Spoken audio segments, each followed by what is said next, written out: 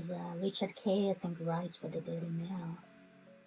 He says there may be a time and place for facile messages, but Harry and Meghan's preachy post showed a fundamental misunderstanding of the royal family's mistakes. Okay, so let's see what Richard K. says. For decades, the Queen has shown a unique ability to divine the mood of the nation. It happened in the aftermath of the Windsor Castle fire when she realized the public willingness to foot the bill to repair a private royal family home with taxpayers' money was not forthcoming. And it happened when, in the midst of an economic downturn, with families across the land facing hardship, she announced that both she and Prince Charles would pay tax on their private income. Both occasions were highly significant. Only once has that inherent instinct to tap into the public psyche failed her, and that was during the crisis that engulfed and threatened briefly to convulse the royals for the death of Princess Diana. A row that began over the absence of a flag flying at half-mast over Buckingham Palace as a visible symbol of mourning, and the lack of any expression of sorrow escalated so much that it placed the Queen in danger of appearing coldly out of touch. Then, if not quite at the 11th hour but perilously close, Her Majesty responded. Protocol was ignored, a flag was lowered, and she returned to London from Balmoral to address her people live on TV, with the doors of the palace balcony flung open to show the tens of thousands of grief-stricken mourners beyond her in the mall. 23 years on from that critical moment, and the country is once again looking to the monarch for words of consolation, hope, and above all, reassurance. She did not disappoint. No national broadcast on this occasion, not yet anyway. Instead, yesterday, as the coronavirus tightened its terrifying grip on the country, she once again demonstrated infinite experience in a statement issued in her name. It came as she was reunited with Prince Philip at Windsor and was beginning with good sense in its appeal to the country to foster a community spirit to protect the vulnerable. Typically, she reached back through the years of her long life to draw on her own experience of living through the adversity and uncertainty of wartime. In a passage which echoes that famous Blitz spirit, she said, I am reminded that our nation's history has been forged by people and communities coming together to work as one, concentrating our combined efforts with the focus of a common goal. The unpredictable nature of the emergency, with its isolation and loneliness, meant she said that we would have to find new ways to stay in touch with one another and make sure that our loved ones are safe. I am certain, she said, we are up to that challenge.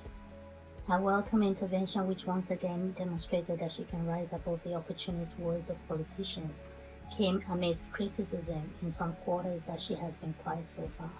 This not only misjudges the Queen's distinctive role as sovereign, but is also impertinent. This, remember, is not a personal family crisis, as Diana's death was, but a national emergency. And it is for Boris Johnson and the government to ask the Queen when and how to step in. She has, of course, been ready and willing to do whatever is asked of her, while following the unfolding drama closely. She has been briefed by her own physicians.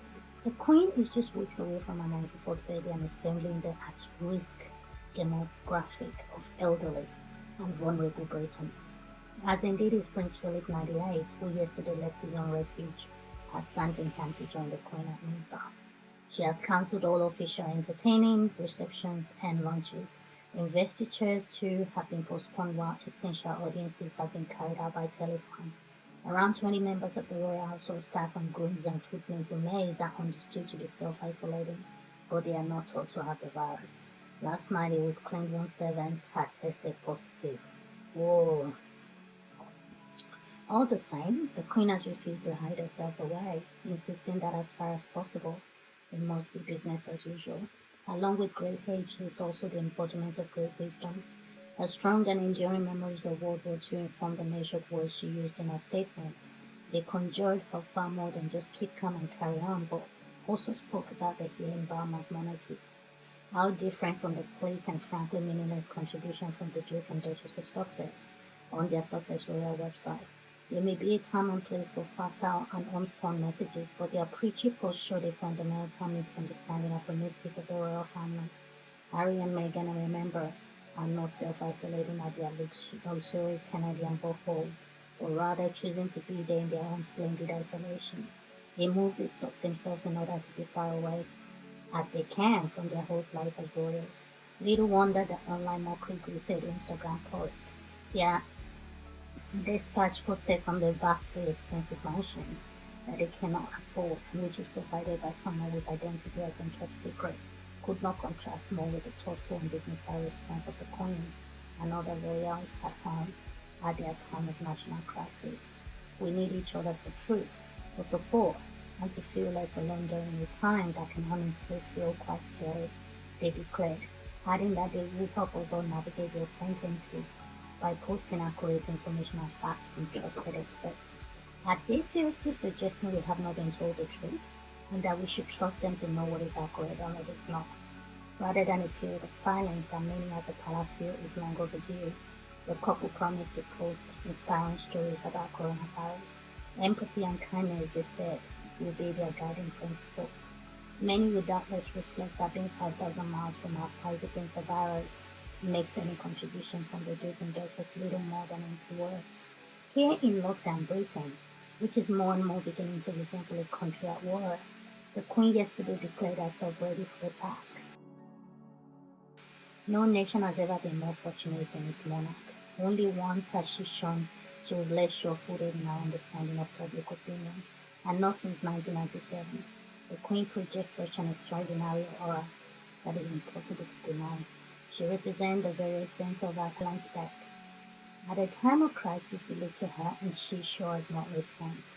Once before in her long reign, she threw herself on the mercy of her critics, appealing for compassion and kindness in the wake of the domestic upheavals of her inaugural reigns. Her place in her countrymen's hearts was never in doubt, and in her statement, she showed that the country is in hers. Now she's safely reunited with her beloved Philip. It is time for others in the family to step up.